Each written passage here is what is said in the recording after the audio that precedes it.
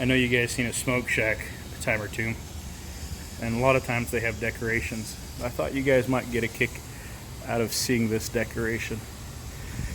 This is a piece of H-beam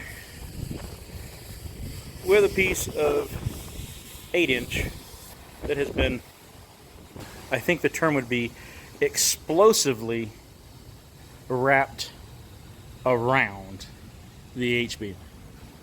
This column was in the way when the piece of pipe let go, and it wrapped itself about the H-beam. And when the unit was being put back together after their investigation, the CSB,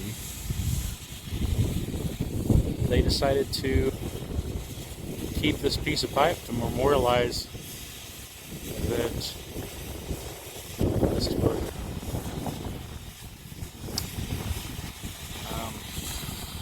Thought you guys might be interested. Thanks for watching.